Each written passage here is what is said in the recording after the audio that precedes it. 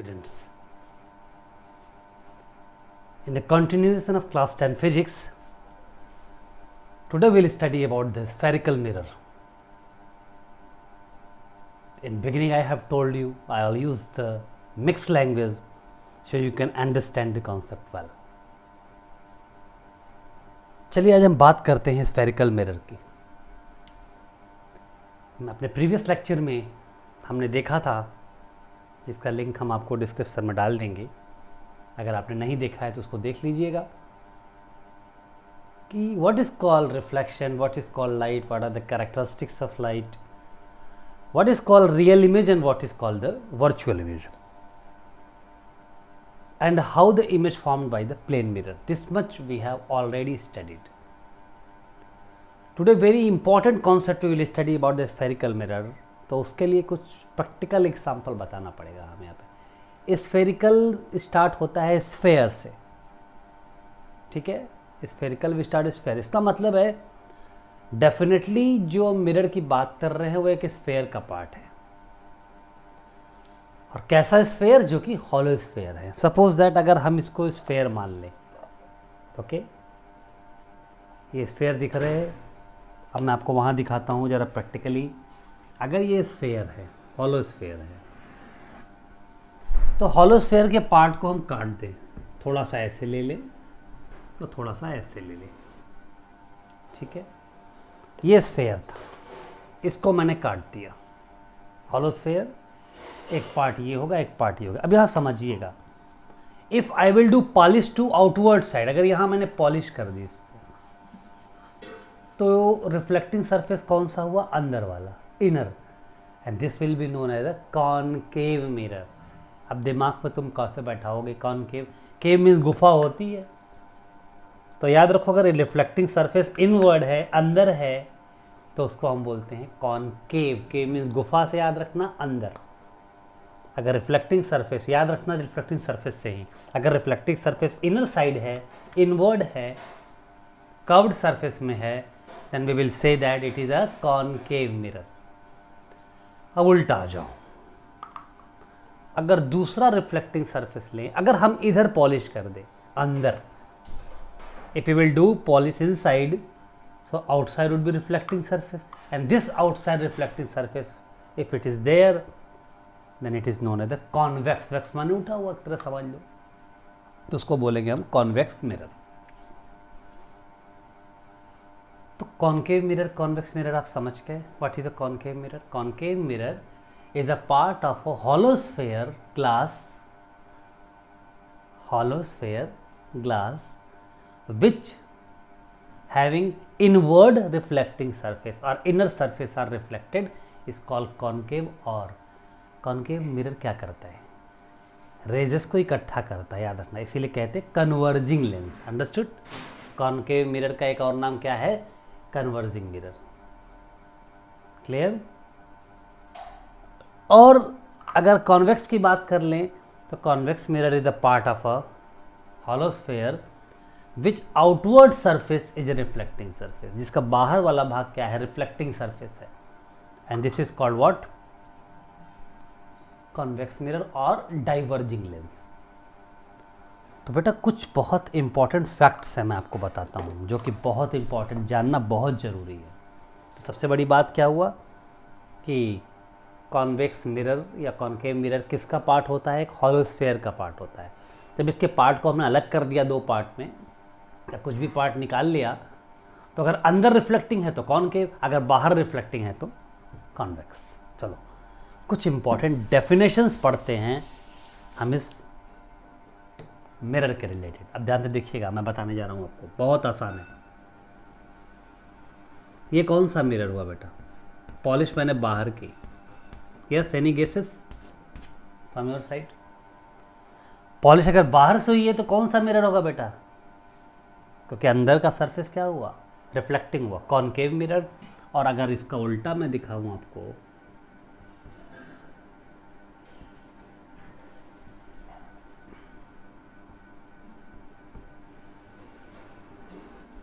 अगर मैंने inner side इसका रिफ्लेक्ट कर दिया, तो रिफ्लेक्टिंग सरफेस क्या हुआ, आउट, तो ये हुआ तो आपका concave mirror, this is become convex mirror. अब कुछ डेफिनेशन है, बहुत इंपॉर्टेंट है। First definition comes in that what is called centre of curvature of mirrors, इसका या इसका, ठीक है, इसका या इसका। एक और आसानी से तुमको बता सकता हूं, लेकिन चलो कोई बात नहीं, इधर से देखते हैं। इस स्फेयर का कुछ सेंटर पॉइंट होगा, कुछ सेंटर होगा, या अगर हम दो चीज़ लिए हैं यहाँ पे बेटा, ये स्फेयर के रूप में लिए, इसका कुछ सेंटर पॉइंट होगा, कुछ सेंटर बीच में होगा। तो मिरर जिस भी स्फेयर से लिया गया है उसके सेंटर को ही मिरर्स के सेंटर ऑफ कर्वेचर कहते हैं। तो इसका सेंटर किधर आएगा, इधर आएगा, इसका सेंटर किधर आएगा, इधर आएगा। तो चाहे इसको कहें हम, चाहे इसको कहें, क्योंकि ये पूरा अगर हम स्फेयर बनाए तो ये सेंटर बनेगा, यहाँ भी पूरा स्फेयर बना तो सेंटर बनेगा। The centre of a spherical mirror from where the mirror is taken is called the centre of curvature. Agree? Mirror जिस भी स्फेरिकल स्फेयर से लिया गया है उसी के सेंटर को हम क्या बोलते हैं, सेंटर ऑफ कर्वेचर बोलते हैं। तो पहला हमें मिल गया, हम दोनों का यहाँ नाम लिख देते हैं, CENTER, सेंटर ऑफ, CURVATURE, ये भी सेंटर ऑफ कर्वेचर है, ये भी सेंटर ऑफ कर्वेचर है। ये है कॉनकेव मिरर का, वो है कॉन्वेक्स मिरर का। पहला डेफिनेशन समझ में आ गया। Second is called pole. अब पोल क्या होता है, ध्यान समझिएगा, बहुत इंपॉर्टेंट टॉपिक है। Exact centre point of mirror, तो मिरर तो ये है, इसका सेंटर पॉइंट कहाँ होगा बेटा, एग्जैक्ट यहाँ होगा। या इस मिरर की बात करें, सेंटर पॉइंट कहाँ होगा, यहाँ होगा। इन दोनों सेंटर पॉइंट्स को हम क्या बोलेंगे, पोल। चाहे हम तो एक साथ लिख सकते हैं, लेकिन चलो कोई बात नहीं, हम अलग अलग भी लिख देते हैं। इसको भी क्या बोलेंगे, पोल। चाहे कॉनकेव मिरर चाहे convex mirror, exact centre point of mirror is called pole. Understood दो डेफिनेशन, कर्वेचर और पोल। ठीक, अब हम बात करते हैं प्रिंसिपल एक्सिस। बहुत इजी डेफिनेशन। अभी मेरे पास दो पॉइंट हैं, एक सेंटर ऑफ कर्वेचर और एक पोल है, या सेंटर ऑफ कर्वेचर है या पोल है। The line passing through the centre of curvature and pole is called principal axis. देखो ध्यान से, ठीक है, मैंने इसका सेंटर ऑफ कर्वेचर और यहाँ कर लो, कोई दिक्कत नहीं। जो पोल से P से लिखते हैं और C से लिखते हैं, ये भी मान लो P ही है कॉन्वेक्स मिरर का। तो कॉनकेव मिरर के लिए पोल और सेंटर ऑफ कर्वेचर से जो लाइन पास होती है उसे हम क्या बोलते हैं, कॉन्वेक्स मिरर बोलते हैं। सिमिलरली यहाँ भी पोल और सेंटर ऑफ कर्वेचर से जो लाइन पास होती है उसको क्या बोलते हैं, प्रिंसिपल एक्सिस।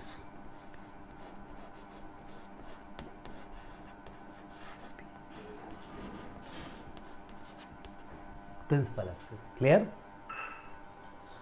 सिमिलरली इधर भी प्रिंसिपल एक्सिस होगा तो नाम एक ही है। क्या क्या पढ़ा, सेंटर ऑफ कर्वेचर पढ़ा, पोल पढ़ा, ठीक है, और प्रिंसिपल एक्सिस पढ़ा। अब आता radius of curvature.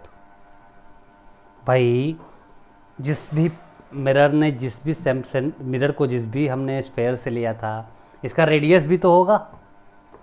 So radius of a sphere from where the mirror is taken is called the radius of curvature. अगर इसको हम पूरा कर दे तो यहाँ से यहाँ क्या बनेगा बेटा, यहाँ से यहाँ रेडियस ऑफ कर्वेचर बनेगा। इसके लिए भी यहाँ से यहाँ क्या बनेगा, रेडियस ऑफ कर्वेचर बनेगा। इसका मतलब क्या हुआ, सेंटर से पोल तक की डिस्टेंस ही क्या कहलाती है, रेडियस ऑफ कर्वेचर कहलाती है। इतना सबको समझ पे आ गया।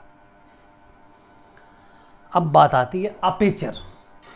ये सपोज अगर हम इसका नाम ले लें AB, तो मिरर का पूरा पार्ट यहाँ से यहाँ या यहाँ से यहाँ जो रिफ्लेक्टिंग सरफेस का काम करता है, जहाँ से रेस पूरी तरह रिफ्लेक्ट होती है, the portion of mirror from where the all the rays actually reflects, माने पूरे पोर्शन को AB, यहाँ भी AB, इसको हम क्या बोलते हैं, अपेचर। अपेचर का मतलब क्या हुआ बेटा? वो पूरा रिफ्लेक्टिंग पार्ट जहां से रिफ्लेक्शन होता है। बड़ा आसान डेफिनेशन इसका था। This much everybody understood? या अब इसके बाद बहुत इंपॉर्टेंट, जिसको स्क्रीनशॉट लेना है वो ले सकता है, बिकॉज आई विल इरेज। तो हम लोग क्या पढ़े? पहला सेंटर ऑफ कर्वेचर पढ़ा, दूसरा पोल पढ़े, क्लियर। थर्ड प्रिंसिपल एक्सिस पढ़ा, फोर्थ सेंटर ऑफ कर्वेचर पढ़ा, फिफ्थ क्या पढ़ा? Radius of curvature. इतनी डेफिनेशन हमने यहां देखी। ठीक है भाई, फिर से बता देता हूं। मिरर जिस भी स्फेयर का लिया गया उसके सेंटर को सेंटर ऑफ कर्वेचर, उसके रेडियस को रेडियस ऑफ कर्वेचर। मिरर के एग्जैक्ट पॉइंट को पोल कहते हैं। अब पोल और सेंटर ऑफ कर्वेचर से जो लाइन जाती है उसको प्रिंसिपल एक्सिस बोलते हैं। सही तो पढ़ा हमने, कितना आसान था। चलिए एक बहुत इंपॉर्टेंट डेफिनेशन पढ़ने जा रहे हैं हम लोग, बहुत इंपॉर्टेंट, याद रखिएगा। It is most important definition regarding mirrors और लेंसेस। चलो वो हम पढ़ेंगे फोकस। तो आपको मालूम बेटा ये क्या है? Centre of curvature. ये क्या है? पोल है। अब याद रखना, बहुत कितना आराम से आराम से बताऊंगा। Line passes through the parallel to principal axis, इसको क्या बोलते हैं? PRINCIPAL axis. अब इस एक्सिस के पैरेलल जो रे जाए, ठीक है, तो उसका क्या होगा? रिफ्लेक्शन होगा। तो अगर रिफ्लेक्शन होगा तो कैसे लौटेगी? ऐसे लौटेगी। तो जहां पर लौटने के बाद ये प्रिंसिपल एक्सिस को मिलती है उसी को हम क्या बोलते हैं? फोकस कहते हैं। देखना, हम एक वर्ड बोल रहे हैं मिलती है। अब कॉन्वेक्स में बोलेंगे मिलती हुई सीम होती है, माने दिखती है। अब दिखाता हूं कैसे। rays going parallel to the principal axis after being reflected passes through which point on principal axis is called the focus. Principal axis के पैरेलल जाने वाली रेज रिफ्लेक्शन के बाद प्रिंसिपल एक्सिस के जिस भी पॉइंट पर मिलती है, रिफ्लेक्शन के बाद जिस पॉइंट पर मिलती है उस पॉइंट को हम क्या कहते हैं? फोकस कहते हैं। अगर ये कॉन्केव में ये हाल था तो कॉन्केव में क्या होता है? अंदर वाला सरफेस रिफ्लेक्टिंग होता है। अब कॉन्वेक्स में देखिएगा, अलग कहानी बनती है कुछ। अगर यहाँ पे आएगी रे तो ऐसे चली जाएगी, नीचे तो आएगी नहीं। अब ये रेस तो प्रिंसिपल एक्सिस पे कहीं मिलेगी नहीं, तो इसको हम पीछे मिलाते हैं बेटा। तो कॉन्वेक्स में क्या होता है? Exactly they meets. और यहाँ क्या होता है? Seems to meet. एरो ऊपर रहेगा बिकॉज रिफ्लेक्शन ऐसे हो रहा है, तो बैक करने पर यहाँ मिलती है। तो दोनों के डेफिनेशन को एक साथ लिखना हो तो हम कैसे लिखेंगे? How will we write together? The focus is a point on principal axis, यहाँ चाहे यहाँ, where all the rays is coming parallel to the principal axis after being reflected either meet, या एग्जैक्ट मिल रही है, सच में मिल रही है तो रियल बनाने वाली है, और सीम्स टू मीट, यहाँ से वर्चुअल बनेगी। तो दिमाग यहीं पे खुल जाना चाहिए कि कॉन्केव मिरर में मोस्टली केसेस में इमेज क्या बनेगी? रियल बनेगी। और रियल जब भी होगी तो वो क्या होगी? इन्वर्टेड होगी। पिछले लेक्चर में मैंने बताया था। तो यहाँ वर्चुअल होगी। फोकस समझ में आया? जो भी रेज प्रिंसिपल एक्सिस के पैरेलल जाती है, तो प्रिंसिपल एक्सिस के जिस भी पॉइंट में मिलती है या मिलती हुई दिखती है, मिलती यहाँ एग्जैक्टली है, यहाँ दिखती है कि ऐसा हो रहा है, लग रहा है, पीछे मिलाने पे सीम्स टू मीट, तो उसे हम क्या बोलते हैं? क्या बोलते हैं बेटा? फोकस। चलो, तो स्फेरिकल मिरर संबंधित सारी चीज़ें मैंने आपको बताई है। एक चीज़ और आज बताऊंगा, then I will finish my lecture. और फिर अगले दिन आपको पढ़ाऊंगा कैसे डिफरेंट पोजीशन पे बिना लर्न किए, बिना याद किए हम इमेज की कंडीशन को जान सकते हैं, विदाउट लर्निंग। तो आज आपको हम बताएंगे कि कैसे इमेज बनती है। याद रखिएगा, ये हुआ कॉनकेव मिरर। देखिए आराम से समझिएगा।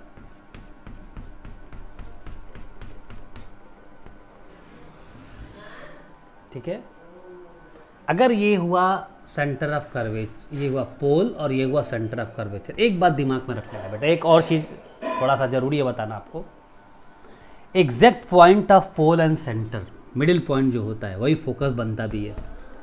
बात समझ में आई? नहीं समझ में आई तो समझ जाओ, पोल और सेंटर ऑफ कर्वेचर के बिल्कुल एग्जैक्ट मिडिल पॉइंट को ही फोकस बोलते हैं। और तुमको बताया था यहाँ से यहाँ तक की डिस्टेंस क्या होती है, रेडियस ऑफ कर्वेचर होती है, ठीक है।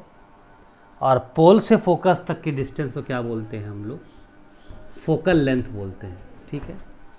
पोल से फोकस तक की डिस्टेंस को फोकल लेंथ और पोल से सेंटर ऑफ कर्वेचर को radius of curvature. Image formation के पहले एक चीज़ बहुत इंपॉर्टेंट है जानना बेटा, वो भी बता देता हूँ। अगर हम इसको कोऑर्डिनेट के रूप में देखें तो ये 4 कोऑर्डिनेट बने, इधर हमेशा क्या होता है बेटा, प्लस प्लस, यहाँ क्या होता है माइनस प्लस, यहाँ क्या होता है माइनस माइनस, यहाँ होता है प्लस माइनस, ठीक है। एक चीज़ याद रखिए, ऑब्जेक्ट हमेशा मिरर के लेफ्ट में रखा जाता है, हमेशा, ये रूल है। और पोल से ऑब्जेक्ट तक की डिस्टेंस को हमेशा किस में लगते हैं, यू में, ये बात याद रखना। ये पूछता है कि पोल से ऑब्जेक्ट तक की डिस्टेंस को हम क्या समझते हैं, वस्तु या ऑब्जेक्ट की डिस्टेंस को यू से बोलते हैं। और आप बताओ, लेफ्ट हैंड साइड में जो भी डिस्टेंस मेजर की जाती है वो पॉजिटिव होती है कि नेगेटिव, कोऑर्डिनेट ज्योमेट्री से देख लो। इस साइड सारा नेगेटिव, याद रखिए यू हमेशा नेगेटिव होता है। अगर माने यहां पे ऑब्जेक्ट का इमेज बन रहा है, इस जगह इमेज बन गई, तो इमेज की डिस्टेंस पोल से हमेशा v से लिखते हैं कि सिंबल क्या हुआ, ऑब्जेक्ट u, ये v। अगर इस साइड v बन रहा है तो इस साइड की डिस्टेंस क्या लेंगे बेटा, माइनस, तो v भी किस में होगा, माइनस में होगा। बड़ा आसान था। पोल से फोकस की दूरी को फोकल लेंथ, चूंकि इस साइड है इसलिए ये भी क्या हो जाएगा, नेगेटिव हो जाएगा। लेफ्ट हैंड साइड जो भी होगा नेगेटिव होगा। पोल से सेंटर ऑफ कर्वेचर की दूरी को रेडियस ऑफ कर्वेचर बोल रहे हैं, ये भी लेफ्ट साइड है तो ये भी नेगेटिव होगा। पोल से ऑब्जेक्ट तक के डिस्टेंस को हम u बोलते हैं, ये भी इस साइड है नेगेटिव होगा। और पोल से इमेज की डिस्टेंस को, ये इमेज है इस मिरर से रिफ्लेक्शन के बाद, तो इसको हम बोलते हैं v, ये भी माइनस है। अगर इमेज इस साइड बनी तो आप देखो, अगर इमेज इस साइड बनी है तो ये भी तो v ही होगा, लेकिन चूंकि ये राइट हैंड साइड है इसलिए क्या होगा, पॉजिटिव होगा। साइन कन्वेक्शन याद रखना सभी लोग, बहुत मज़ेदार है ये। अगर ऑब्जेक्ट सीधा ऊपर की ओर है, तुमको मालूम है अगर ऐसे खड़ा है ऑब्जेक्ट, ऐसे स्टैंड है, well erect is there, this side height of object h1 will be always taken as positive, क्योंकि ऊपर है। देखो प्लस प्लस, यहाँ पे क्या होता है, ऊपर जा रहा है तो प्लस है। अब यहाँ पे ऑब्जेक्ट नीचे की ओर है तो इसकी हाइट जो h2 होगी वो क्या होगी, नेगेटिव होगी, बिकॉज नीचे क्या होता है, कोऑर्डिनेट में नेगेटिव होता है। तो साइन कन्वेक्शन का जानना बहुत ज़रूरी है, जिसको आपको दिमाग में रखना चाहिए। चलिए भाई, हम लोग साइन कन्वेक्शन भी पढ़ लिए मिरर से संबंधित। अब लास्ट टॉपिक आज का, इमेज कैसे बनती है। तो याद रखना बहुत आसान तरीका है, कल मैं आपको फिर इसके बाद आगे बताऊंगा। सपोज ये ऑब्जेक्ट है तो पहला रूल याद रखिए, पहला रूल,